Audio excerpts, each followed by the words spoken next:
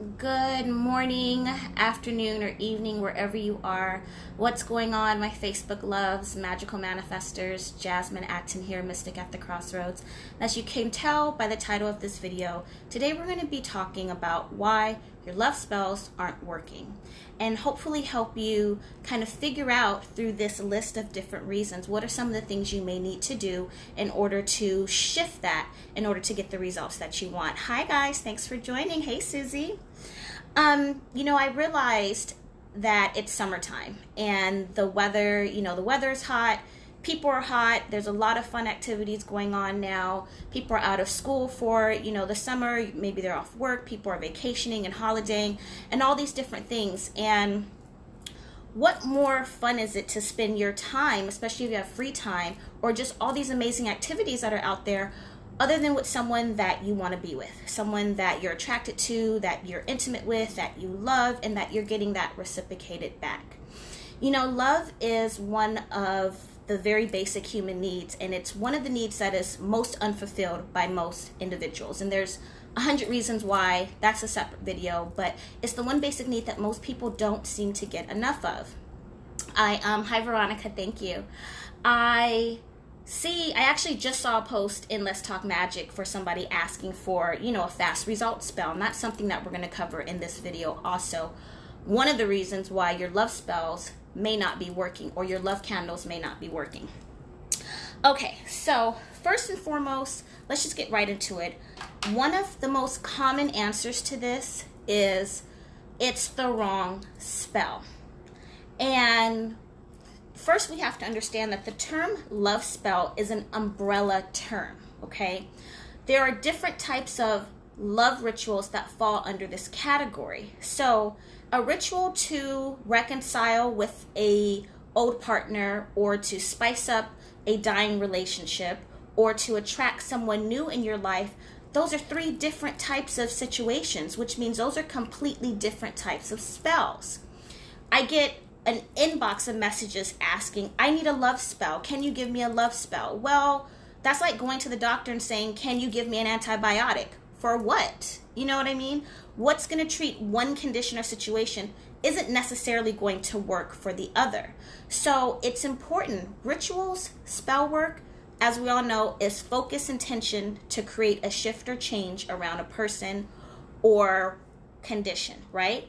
But the tools and the way they are constructed and put together is going to determine whether or not you get the results that you're looking for. And a lot of people, especially if you're new into practicing rituals and magic, you may not understand that. And you go online and you just Google a spell, and there's thousands of them out there, okay? Magic works, but just because you found an attraction spell, what is that for? Is that to attract, a fuck buddy? Excuse my language, but is that to attract a long-term committed relationship? So what I mean by wrong spell is, for example, putting dill, red clover, and coriander in a love candle is going to produce a completely different result than if you use patchouli, sandalwood, and damiana, okay? Working with a come to me candle versus the figure candles versus a hummingbird come to me candle, those are all going to produce very different results. Yes, these two candles are both come to me, but they're used differently. Of course it is intention, but if you want to really get meticulous down to the very fine sand details, that's going to determine the results that you're looking for. Going a little untraditional, a honey and rose candle, very different. This is something that I would use to sweeten a relationship, to keep things going. Maybe something I would use for a new relationship where you're just starting to talk and you want to kind of sweeten things, but you don't want some crazy love spell. Versus,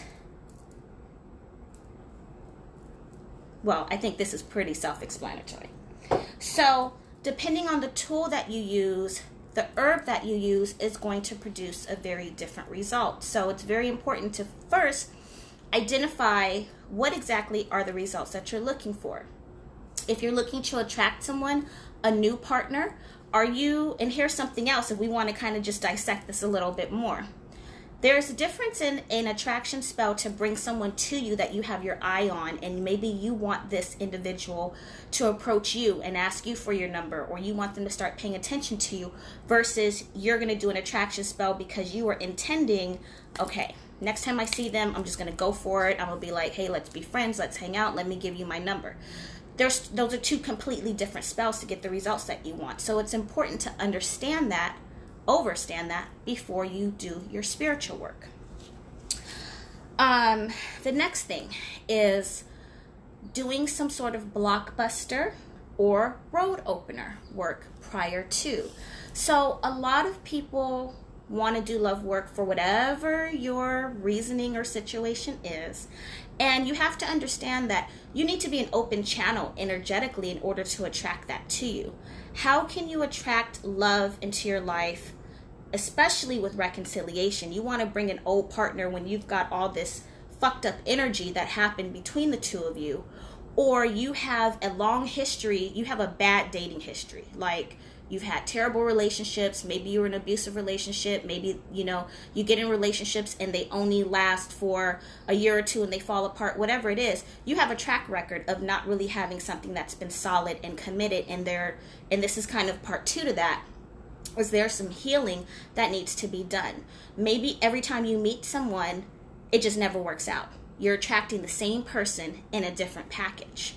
Or you talk to someone, you guys go out on one date, you seem to hit it off for a couple of weeks, and then it just all falls apart. So you have to identify, why does that keep happening? Or for some people, you just can't meet nobody.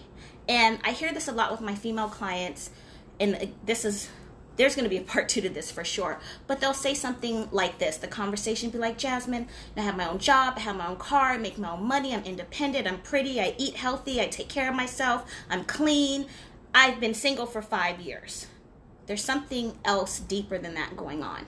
Whether it's emotional, whether it's spiritual, whether it's psychological, whether it's energy, whether somebody's hexed you, whether there's generational curses in your family where none of the men or women in your family have been in committed relationships.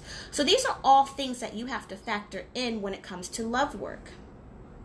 Attracting something like another individual is automatically going to be more complex than maybe saying attracting a new job, or attracting a car, attracting some extra money or a raise. Very different. And the other thing is, a lot of people say, well, now you're dabbling in controlling someone's free will. Here's what I say to that. 1, if that's how you feel, this video definitely isn't for you. 2, it's funny to me that the people that always want to talk about doing love spells is controlling someone else's free will quickly burn a candle on their boss not to get fired or to keep their ass out of jail. So please, you can't pick and choose what's ethical and what isn't. Magic is magic. What you choose to do with it, that's up to the person. But yes, doing a spell to influence a response out of another person is going to be a little bit more complex than just doing something for yourself. Another thing I like to suggest is, sometimes you don't need to put a spell on a person.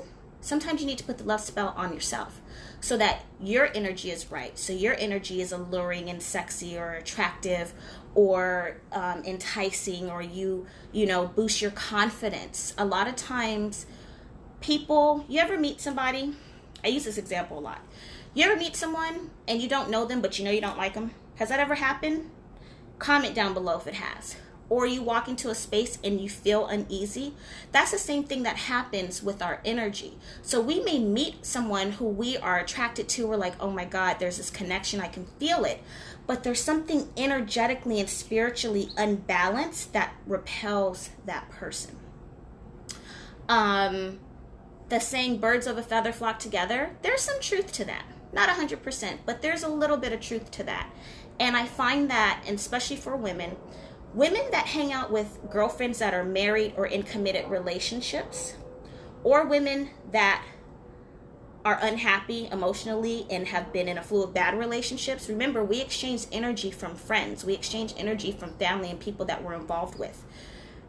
That's what you, even though that may not be what you psychologically, emotionally, mentally, spiritually believe, that energy is around you. So you may be carrying, especially, and we all know this, women are more likely to get approached by men when they're by themselves than when they're in a group of women. So when you're hanging out with those types of people, you're probably going to start getting or kind of have the same type of luck that they have. So you want to keep that in mind. I don't want to go off on a tangent. I'm not saying drop your friends, but if you know you've got some hating girlfriends around you, or if you're single, like, why would you hang out with a married woman? You ain't gonna meet nobody that way. You can be friends, but you're not gonna meet anybody because that energy is shut down. Her energy shut down because she's committed. That's the energy that you're picking up and you're carrying. So that's why a lot of married couples don't have single friends. That's a whole nother story. We'll get into that at another time. Okay. Next thing, and I'll touch on this really briefly, but the self-love and working on yourself. I see this on Facebook. I always hear people are always like, well, what do you have to bring to the table? What do I have to bring to the table? What is going on with you mentally and emotionally? Okay. Would you want to date somebody fucked up? Would you want to date someone who's crazy or jealous or emotionally unstable or constantly questioning whether or not you're being, like, would you want to date somebody like that? I wouldn't. I'd run for the hills. The first time you question me about anything and I haven't given you a reason to wonder whether or not I'm being 100, deuces, I'm out. I'm not putting up with that. So you have to look at yourself in the mirror. What do you bring to a relationship? How have you behaved in your previous relationships? One of the biggest things with reconciliation work, and women have come to me about their partners, and they'll give me this long list about what their man didn't do. And it's like, well, what part did you play? What did you do to push him out? Because you did something. Don't sit up here and act like you was perfect. If you wasn't, y'all'd still be together. And if he was perfect, then you wouldn't be on the other end of my phone. So let's just be really real with ourselves and figure out, are there some things that you need to work on? I truly believe if there's something about your body you don't like, fix it. You don't like your eye color, change it. You're overweight, lose some. You're emotionally scorned from your last relationship, go get some therapy. Go get some Reiki healing. Do something. You ain't got no money? Don't nobody want to date a broke person. Even, I make my own money. I don't need it, but I want to know that if I'm going out with someone, he can pick up the bill sometimes. If there are things in your life that you're lacking that don't make you feel good, change them. And it's not fair to look for those attributes in another person, because what's going to happen is you're going to keep looking for what you need to fulfill on the inside in someone else, and it's never going to work out. I don't care how many candles you burn. It's just not going to last. The next reason why love spells don't work is you're trying to work on someone who's just not interested. They don't like you, or they're not in a space right now to pursue what it is that you're looking for. Whether they're married, separated, single, doesn't really matter. They're just not interested. And there's a difference in a person not being interested and a person not being in the right place in life to be in a relationship. So if someone says to me, you know what, you're great, you're awesome, I really like you, but I've got some things going on in my life right now that I really need to figure out and work on. I'm just not ready yet. That's okay. And that doesn't mean that's not the right person for you. That could be the right person for you, but they need a little time and space, and you should give it to them. Versus someone saying, I don't really want to be in a relationship with you. Like, I've had women tell me that they've had men and women say to them, I don't want to be with you. And the person on the other end of the phone will tell me, I know they want to be with me. They're just saying that. No, they're not. When someone tells you who they are, or tells you what they like and don't like, or what they want or don't want, or tells you you ain't it, guess what? You should believe them. If someone told me they didn't want me, they wouldn't even be able to finish the sentence. I would click, I'd be so gone and on to the next one. But that's just me. So when you're doing your love spells, get real, be honest with yourself. Look, you can lie to your spiritual advisor, you can lie to your friends and family. Be honest with yourself. Does this person really want me? And listen to what they say. It's perfectly fine to ask questions. Maybe not on the first date. I wouldn't ask someone, so my clock is ticking. Do you think you want to get married in 8 months? No. But it's okay to ask someone, where are they in life, and see if where they are and what they want is what you want. And if it isn't, then you know what? this may not be the right person to put that energy towards. Magic, spell work, rituals is an investment. It's an investment of your time, your energy, and most importantly, your money, okay? You're going out, you're buying these tools, you're ordering these products, you're doing this research, or maybe you're paying somebody to do it for you. You know, spell work, getting spell work done is not cheap. That's why I charge so much, because it's a lot of energy. That's an investment. Do you want to invest that towards the wrong person and then be disappointed? Save yourself. Another reason why your love spell not be working is, have you considered maybe someone else has worked on that person? Yeah. Magic, people are throwing magic out here like beach balls. A person that you were trying to work on spiritually could very well already have some work on them. No, Luna. Could very well already have some work on them. Whether that is a love spell by another person, whether that's some bad juju, who knows? But that person may already have some work. Another thing you want to take into consideration, do you remember the reason why people christen babies, baptize them, do whatever it is that they do in their culture when a baby is born? It's for protection. It's for spiritual protection from women like me that want to go put a love spell on a man that I like. People have protection over them. You never know whose grandmother did what. You never know who has an auntie that's practicing magic and who's trying to make sure that the whole family is cleansed and protected.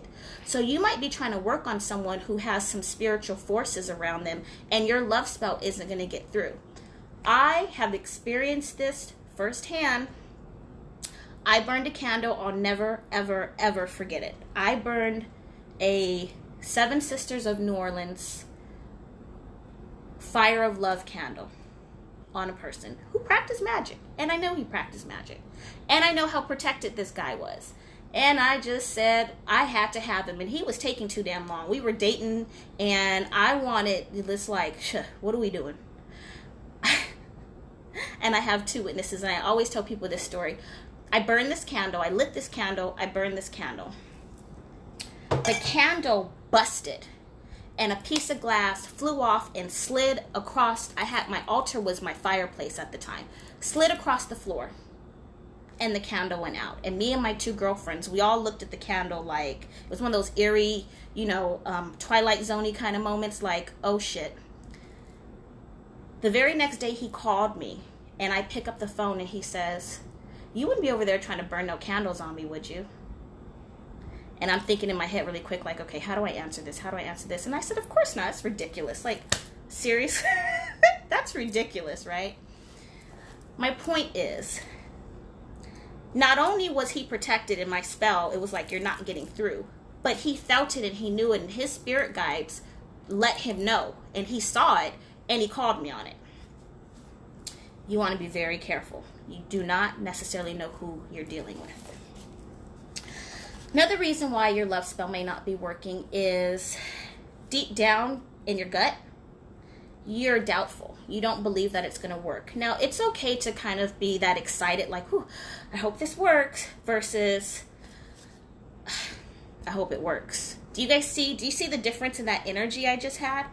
One is a blocking and one is an excitement that will help draw someone to you.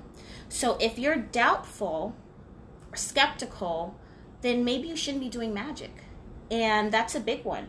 I don't do any spells I don't believe have the potential of working. Now, of course, you don't know 100% because spell work is not 100%. Otherwise, it would be science, not magic. But I never do anything that I don't think it's going to work or has a chance of working.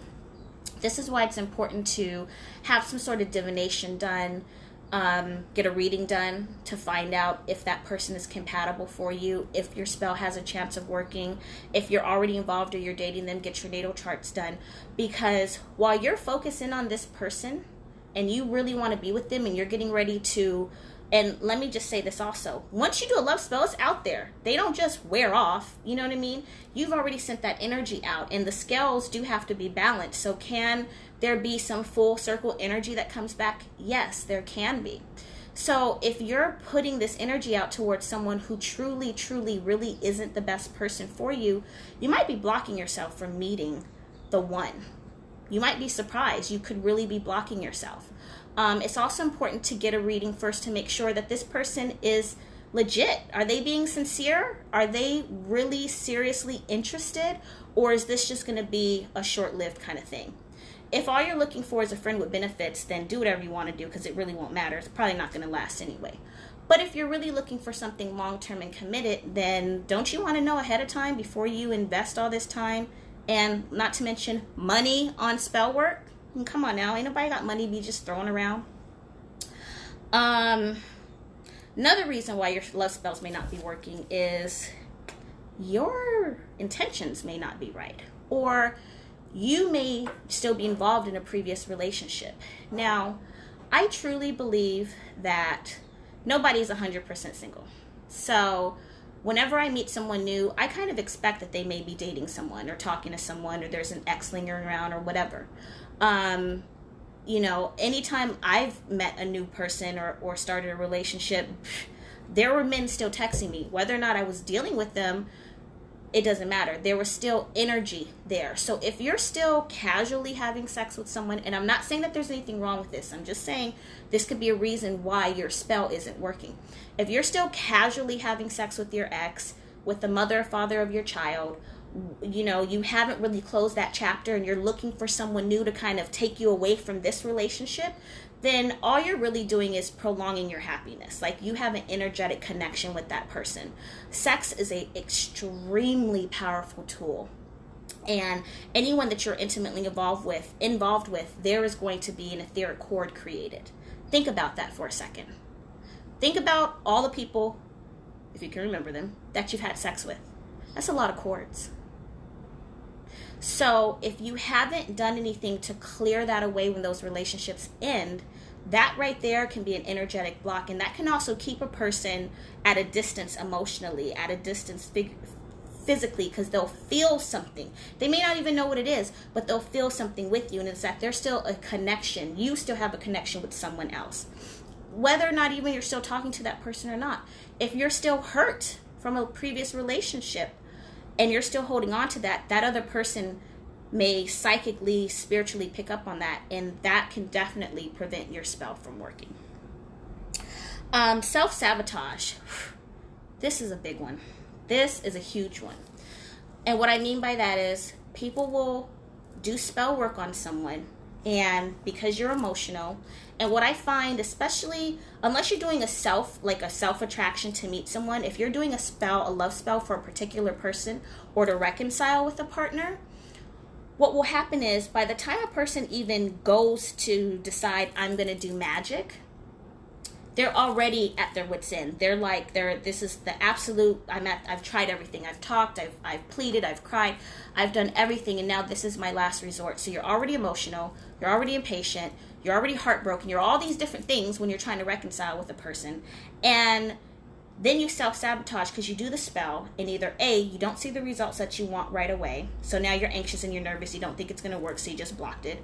Or B, in the midst of doing the spell work, you're still kind of back and forth with this person, and you do something like kick your partner out. I had someone come to me for some spell work. I told her exactly what she needed to do, how many days to take the bath, what she needed to do in the house, how the spell was going to go down, what not to do, what not to say. And I think it was maybe the second day of me doing the spell work, she tells me she put the partner out, told him to move out, get your stuff out. How are you going to reconcile with a person if you're kicking them out? You're sabotaging everything. It's kind of like, you couldn't just be cool for a couple days to see if the results work. So do not self-sabotage your spell work. A lot of times, and us women are very emotional, we will do the opposite. We think if I stop talking to the person, it's going to draw them back. Sometimes that works. Sometimes it doesn't. You stop talking to someone, you're just going to push them into the arms of someone else. Am I making sense here? I think so. And I kind of covered all those. Follow the instructions. If a spell says burn the candle for 7 days, burn it for 7 days. If your practitioner says you need 3 nights of spiritual baths, do it for 3 nights. Don't do it for 2 nights and then do the third one next week. There's a reason why rituals are done in sequence and why things are done the way they're supposed to be done. So if you don't follow what you're supposed to do and you don't get the results, it's just like taking an antibiotic and the doctor says, take this prescription for 10 days and you take it for 5. Well, guess what? The infection's going to come back. That's another thing. Not working the love spell long enough. Some spells only need 3 days. A lot of spells in hoodoo and candle magic are done for 3 days, 5 days, 7 days, 9 days. I think the longest I've ever done a love spell was like 2 weeks, and that was a 3-part spell, so it was very complicated. But one night of candle work or one round of candle work may not always be sufficient. So burning like one come to me candle might not do it. You might need to do 2, depending on, again, the nature of the situation. Also, who are you trying to work on? Now, if you're working on somebody that doesn't know you exist, like you're trying to get the mailman to, you got your eye on him and he doesn't even know you're alive, well, you're going to have to figure out a way to even, say hi. There's got to be some kind of connection there. I had someone come to me asking for a love spell for someone that she met on a plane, and they didn't even exchange phone numbers. And she's like, well, I was just hoping, I told him my name, maybe he'll look me up on Facebook. Girl, no. Sorry. You had your opportunity to establish some sort of connection. So be realistic. Don't try to do love spells on celebrities or people that have no way of contacting you. It ain't gonna work. Really think about if the person you're working on, is there a way to get in contact with each other? Is there any way to connect? Another thing is people will want love spells on someone they broke up with from like 5 years ago.